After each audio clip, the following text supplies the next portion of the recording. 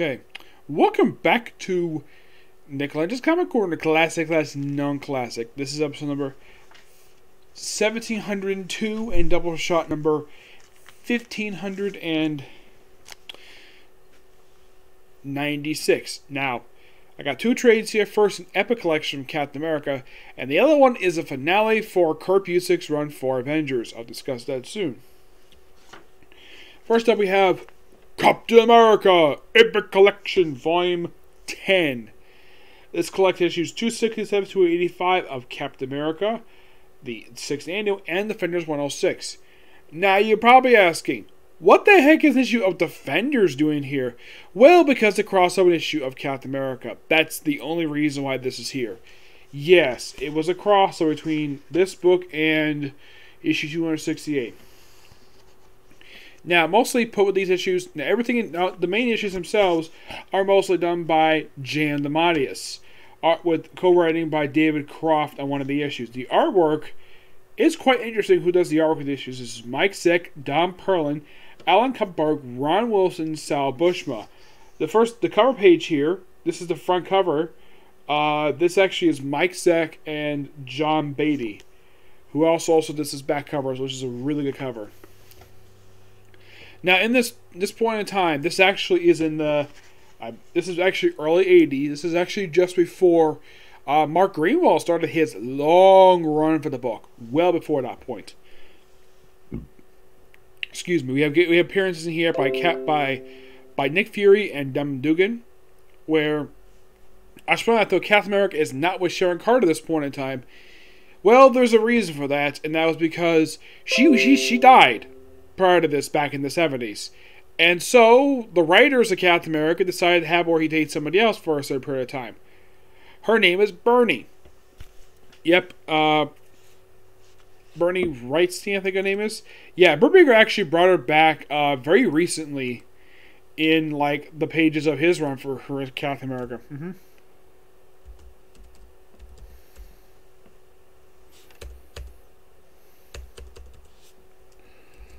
Let's see if we can find her name here.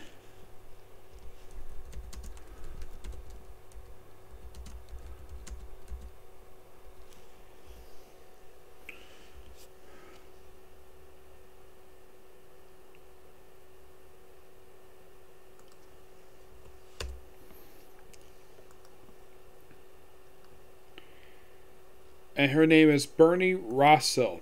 Yes. And she, like Cap, is Jewish.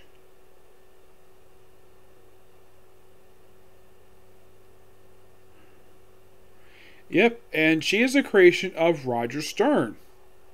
Yep, Roger Stern is the one who created her. And she at one point was briefly married to a guy by the name of Sammy Bernstein, but he was only around for a few issues. And that was it. He popped up actually in a couple of the issues collected in this trade here. Yep. Bernie, of course, was a long-time girlfriend of Captain America for a brief period of time. Yes. They were together for a long period of time. Even into Mike Greenwald's once she was there. And then, like, around, like, I think it was, like, 317, like, they apparently had her stop appearing in the book.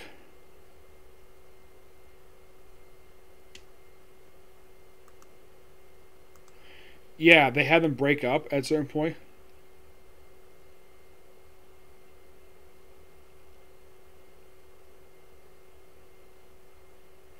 And that happened in issue 310.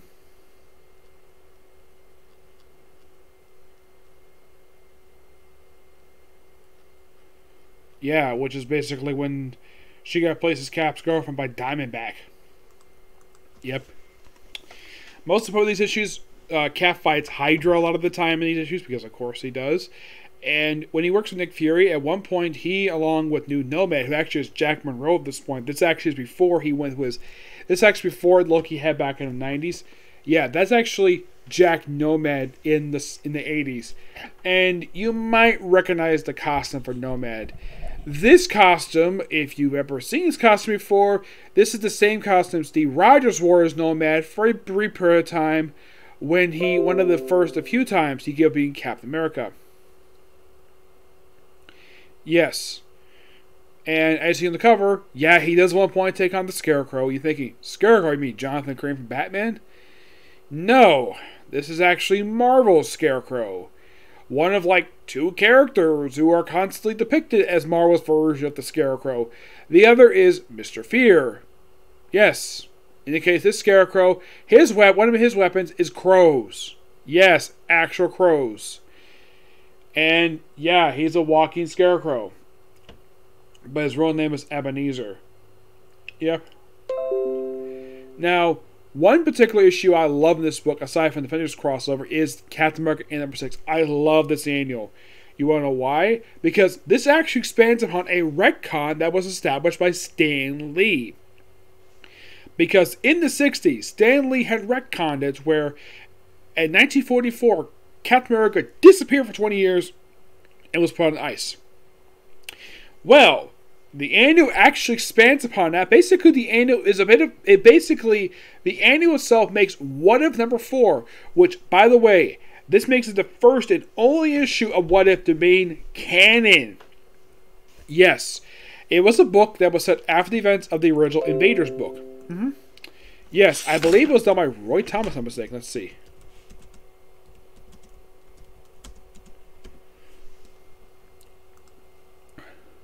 Yes, it is done by Roy Thomas, and that's the thing about this book. It is the only book of What If that is canon to the MCU, to the Cinematic Universe. And you're thinking, really? This is the only one?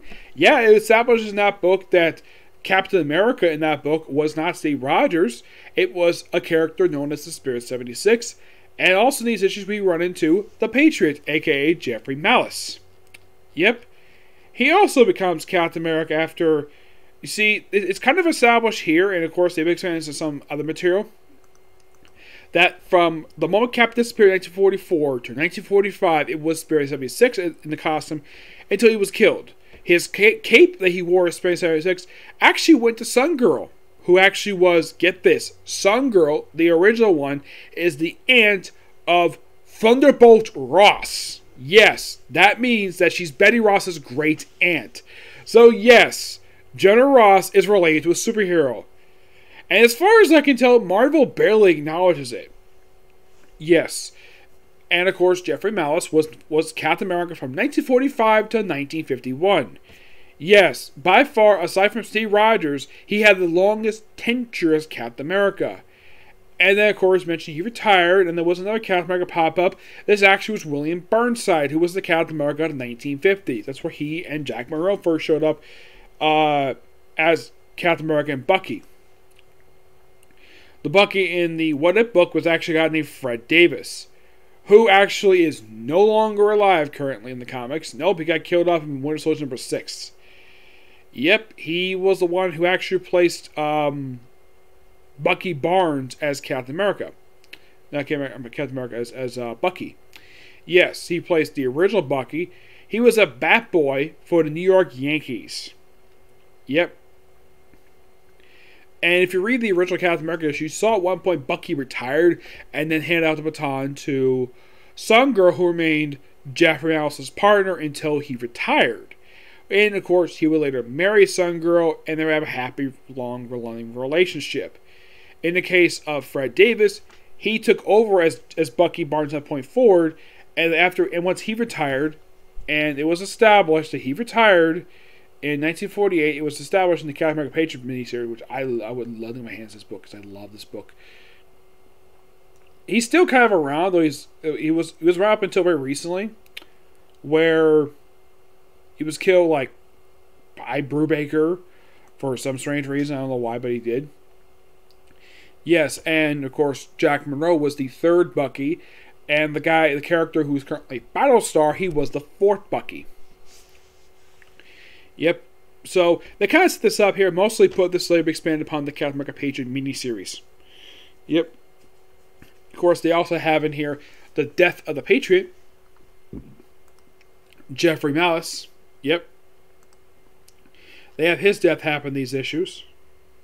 Yes, in the final issue that's published in this trade, we have the death of the Patriot. Yep. An absolute really good character. Mm-hmm. Yes. By far, one person with like minor superhero. Like, he's not exactly a really big superhero when you think of him, per se. No, not really. Yes. So basically, like from the late 40s up to 51, it was basically all him. And well, aside from these couple parents, these like his first appearance in this book per se was actually in issue 215. I think it was in a flashback. Yes, I believe it was a flashback when he first showed up in the book. In flashback, but his first actual appearance in the book was actually in the Captain America Annual, which was later expanded upon into a two-parter in 245, 285, and 286. Yep, which he died of, get this, did he die being killed in battle? No, he died of cancer. Yes, cancer. And he's been dead since then. Marvel has never revived this character. Yeah, he's one of those characters who's actually still dead. As of currently for Marvel, he's one of like two I can think of who are still dead and have been dead for a long period of time. And there is no plans to revive him that I can think of. Yes, he's been dead since 1983. He's been dead now for almost 40 years. And to date, no one wants to revive him. Not even for like a zombie thing. No. And that's a shocker. Because when we think of Marvel, like, oh, we'll bring him back in a few years. Oh no, Jeffrey Mouse is still dead. Yeah, died of cancer. I'm like, okay, I think he's one of the very few characters in Marvel Comics who actually die of natural causes that I can think of that wasn't basically killed in combat.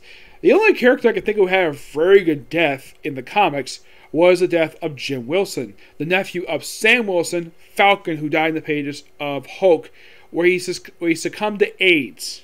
Yes. His was the only other really, like, death that wasn't, like, let's just say, done for the glory of battle. It was a very honest death. He died of disease, died surrounded by friends. Any person basically probably think this would be on her way to pass away. Yep. Which, this is one thing Jan DeMonius did really well with this book. Had Jeff Mellis die in a dignified way, die at the side of his hero, Captain America.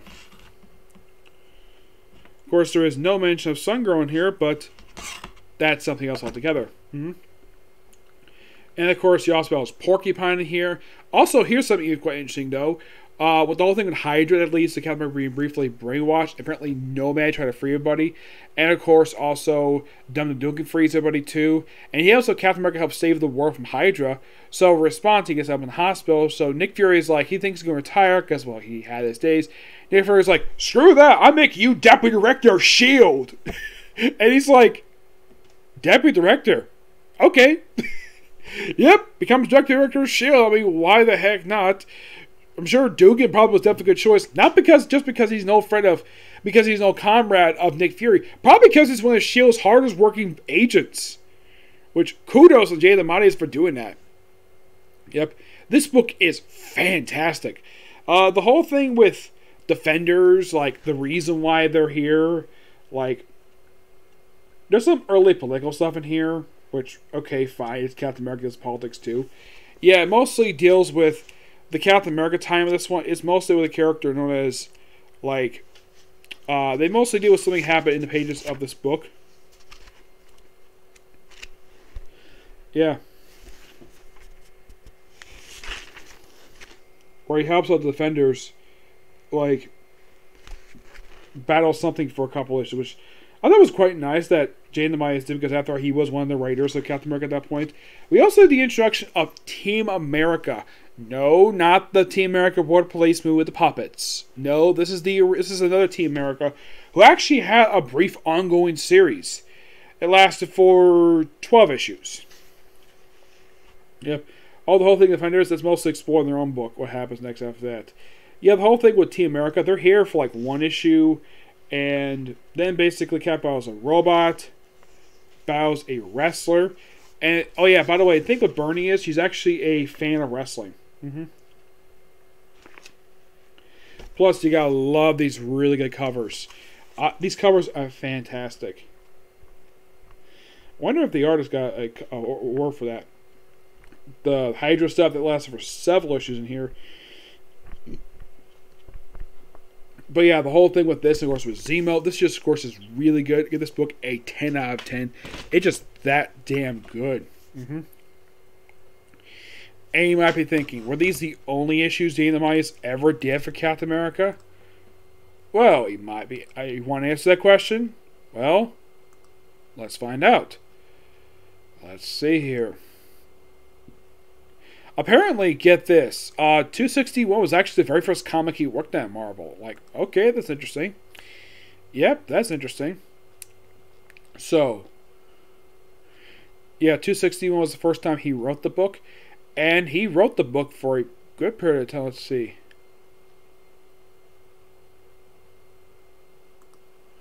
I think he did skip a couple issues.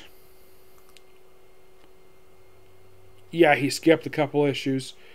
But I think he was mostly the writer afterwards.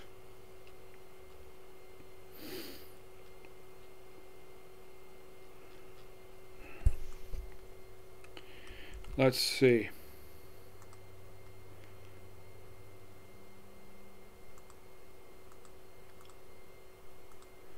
Let's see. He was the writer up until...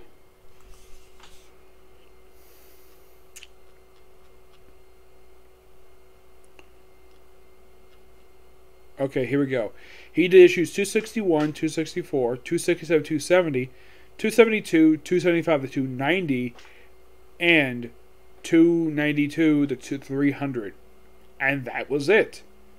Yeah, 300 was his last issue he ever did for Captain America. He never came back to the book, and you're probably thinking, who replaced him if he basically stopped writing with issue 300? Well, let's find out. The person who succeeded was a guy by the name of Michael Clarkin. I think that's how you pronounce his name.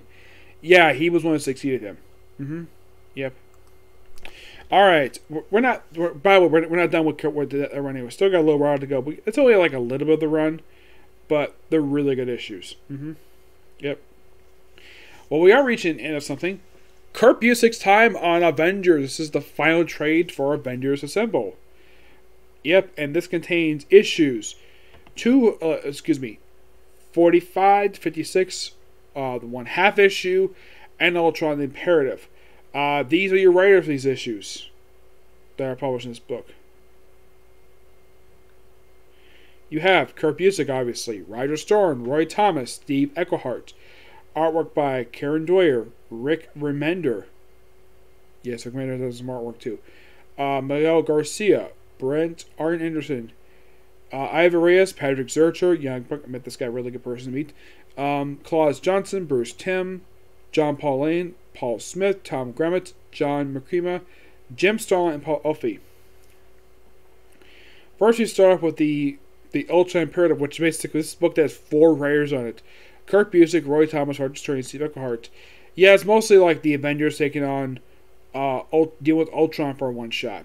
Yeah, it's good though the fact that they included this in here. After all, Kurt Busiek wrote it, and it came out during the run, so why not? This also deals with the apparent death of one of Ultron's wives. Oh yeah, and because of the fact that her name is derived from Arabic, basically he divorces her by saying these 3 words 3 times. I divorce thee, I divorce thee, I divorce thee. Yep, that's what he does to Atuma. And I believe her brain anagrams are based upon Mockingbird. Yes, for some reason, Ultron has had to base his character on Mockingbird for some reason. I don't know why, but he did. This, now, beginning with issue 45, we kind of basically build up to the very end of Kurt Busiek's run. Basically, we deal with Kang. Goes deal with Kang for quite a while. Yes, I think this is still during Kang's story arc.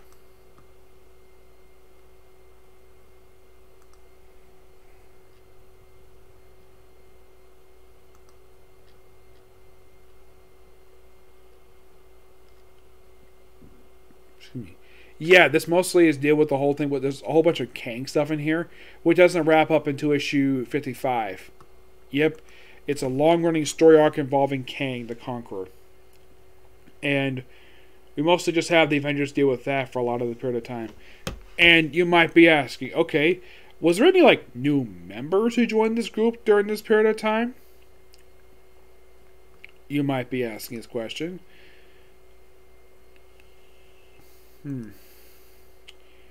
Well, during this run, let's see. In these issues, nobody joined.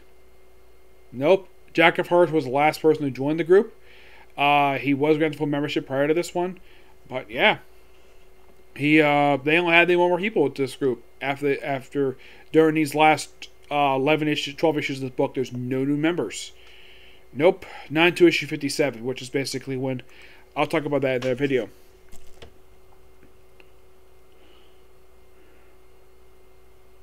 Yeah, and then we have appearance by old Alpha Flight villain Master of the World during his Kang massive story arc that basically encompasses the rest of Kurt Busiek's run. Known as the Kang Dynasty, which starts with issue 46 or also issue 45. And yeah, this basically is all stuff just as a distraction. Excuse me, but yes, this pretty much is the remainder of this story arc. And for some reason, the writer of this, Kurt Busiek decided to throw in Master of the World, who was an old Alpha Flight villain.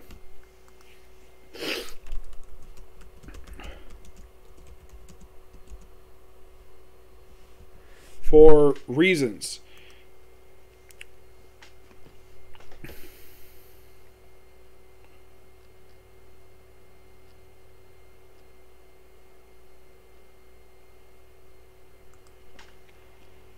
And you're curious though, like, despite the fact he is technically a Alpha Flight villain, which is basically true about this character, and he's fought Alpha Flight a lot over the years. I mean, a lot of time. And he's only here just for a few issues, and that's it. Yeah, he's here for issues 45, 46, and 48. And that's it. I'm like, really, Kurt Busiek? You bring back a character who was last seen in Heroes for Hire number 12, which came out in 1988, and your final issues come out in the year of 2001, roughly 3 years later. Like, you have him here for a few issues, and then he pops up for JLA Avengers number 4. That was his next appearance just after this one. He wrote that too. And he's there for that last issue, and next time you don't see him again until the last known volume release for Alpha Flight, which was published as a miniseries during Fear itself. Then he popped up for Captain Marvel, appeared as a Final Film Champions Volume 2, and popped up for a one-shot and issue MODOK King Games, and that is pretty much it for Master of the World. Very cool villain. I like this character. I kind of wish he would do more appearances, but no, he doesn't. Yep. Plus, you gotta love this cover here for 47, where it's a clear homage to Gone with the Wind. Yeah, this is a clear homage to Gone with the Wind. Yeah. Mostly it's just, it's mostly just a mild reference to Avengers 200, mostly. Because, of course, Kurt Busiek had to throw this in because it's something that I think a lot of fans of Marvel would not bring up. Lucky enough, this was the first time since that story arc that that thing has been brought up. But as far as I can tell, it's not brought up since then. 48 is another one of the 100-page monsters. I think it's the second official one that the series had. I think it was the last one, because I think it was. And we also had to deal with the Kang having a space station shaped like a freaking sword. Yep. But yeah, the whole Kang stuff is pretty much what goes on for a lot of these issues. Yep. It's all Kang, Kang, Kang, Kang, Kang, Kang. That's pretty much what the Avengers do for a majority of this trade, is fight Kang the Conqueror up into issue 55. Yep. It's a long, epic saga. Yes, and like I keep saying, this is the one thing that took up pretty much the whole run. Took up much the last bit of Kurt Busiek's run for Avengers is doing this. So plus we also start the romance, potential romance between Scarlet Witch and Wonder Man, which that comes to fruition years later. Don't worry about that. Yeah, and then of course the thing finally wraps up at issue 55. After with Kang actually briefly conquering the planet once during this story arc. And the Avengers keep constantly fighting him every issue. And finally, this finally ends. We even have a clear homage to an old World War II thing where it's like, here's all you guys, like all about being heroes. Great to good them without you. Here, here. And I've got one thing to add to that, Jan. And he basically pulls a something of a World War II sailor kissing a nurse. He does pretty much that pose for some reason, and we hear beep beep, huh? What's that? Oh yeah. Just with the basically the scarred Centurion who basically meets up with Kang, who was actually captured. Yes, Kang got captured. And then 55 is simply the end of the story arc. And oh yeah, also Carol Danvers actually welcomed back to the team because of the whole thing with Kang. You could kind of say 54 is the conclusion to it, and like 55 is like the epilogue.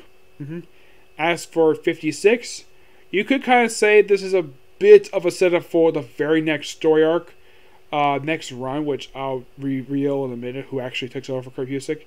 Yeah, it's mostly like a look back at this run, which is basically like of all the Avengers.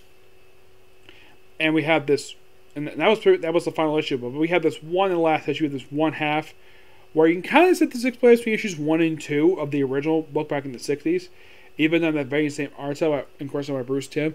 This, of course, is just right after the Avengers first formed, and mostly this is before they got their headquarters, where they're taking on Doctor Doom for an issue, which that was fun. Love that book. Just by far really good. Yeah, I'm gonna give the book a 9 out of 10. I think the only thing that some people might not like about it is the fact that Kang story went on for so long. Went on for a total number of about 12 issues. Yes, 12 issues of Kang the Conqueror.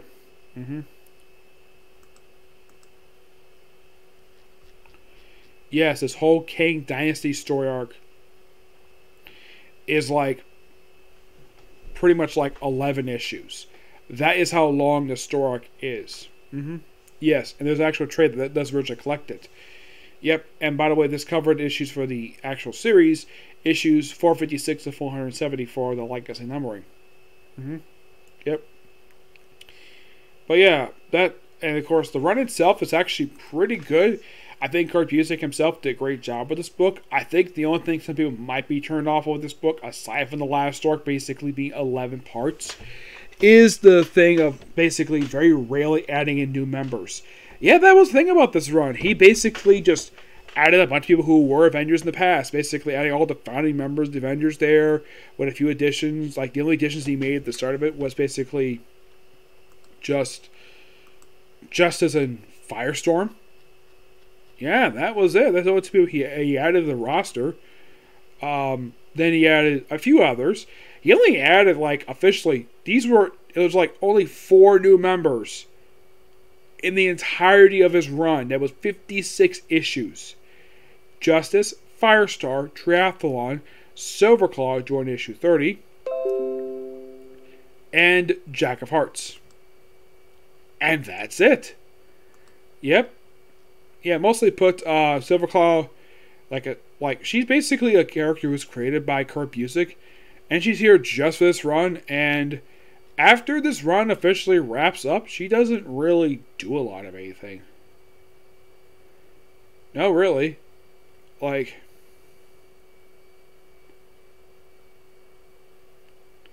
yeah, it seems as though once this run wrapped up, she then, of course, just popped up in, let's see.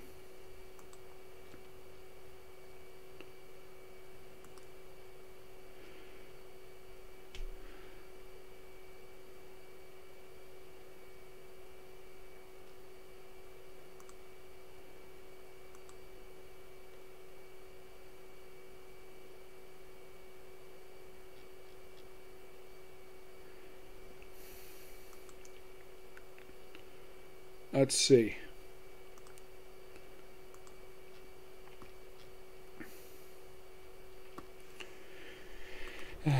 Let's see. Like, what does she do after Kurt Busiek wraps up his time in the book? Well, let's see. Well, after he wraps up his run, she pops up for Avengers Assemble for a couple parts of that, JLA Avengers, an issue Fantastic Four, a few issues of Miss Marvel. This, of course, is Carol Danvers' book. And her most recent appearance was actually the pages of Hulk by Jet Parker. Yeah, for a couple issues, and that was it for the character. Yes, for some reason, that was the most recent thing they did with the character. And that was like 10 years ago. Yes. Though prior to that two-part appearance, the last appearance was in Miss Marvel, which came out in 2007. So she hasn't anything in 10 years. Now, why in the world has she done anything in 10 years? I have no idea. I honestly don't. Aside appearing in this book, she also appeared in Avengers Special Request, which I had previously. Great book, by the way. Yes. But yeah, that's going to be pretty much it for this particular review.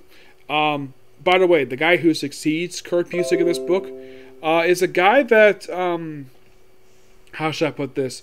Is a guy that no one would ever expect to work for Marvel, given the fact that he actually spends almost his whole career at DC.